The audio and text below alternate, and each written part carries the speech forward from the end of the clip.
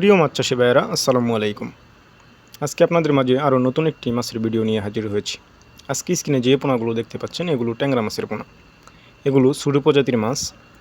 ছোটো প্রজাতির মাছ হওয়ার কারণে এগুলো অল্প জায়গায় অধিক পরিমাণে চাষ করতে পারবেন এবং অল্প খরচে এই মাছগুলোকে বাজারজাত করতে পারবেন। এই মাছগুলো অনেক পুষ্টি সমৃদ্ধ একটি মাছ। অধিক পরিমাণ পুষ্টি থাকার কারণে বাংলাদেশের বাজারে এই মাছগুলোর প্রচুর পরিমাণে চাহিদা রয়েছে। তাই এই মাছগুলো চাষ করে আপনারা সহজেই লাভবান হতে পারবেন। যেসব মাছ চাষি ভাইয়েরা ট্যাংরা মাছের পোনা ক্রয় করতে ইচ্ছুক তারা স্ক্রিনে দেওয়া নাম্বারে আমাদের সাথে যোগাযোগ করতে পারবেন। আপনারা আরও ছোটো প্রজাতির মাছ রয়েছে, যেমন তেলাপিয়া মাছ। এই মাছগুলি খুবই ভালো মানের একটি মাছ। এদের রোগ প্রতিরোধ ক্ষমতা বেশি হওয়ার কারণে এরা সহজেই রোগে আক্রান্ত হয় না। তাই এই মাছগুলো চাষ করলে মাছ চাষি ভাইয়েরা সহজেই লাভবান হতে পারে এবং এই মাছগুলিরও বাংলাদেশের বাজারে প্রচুর পরিমাণে চাহিদা রয়েছে।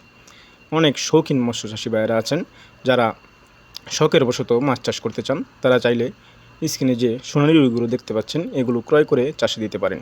এগুলো দেখতে খুবই আকর্ষণীয় এবং এগুলো পুকুরে দিলে এরা যখন খাবার খাবে তখন এদেরকে দেখতে খুবই আকর্ষণীয় লাগবে এবং আপনারা চাইলে এগুলো বাজারে বিক্রয় করতে পারবেন।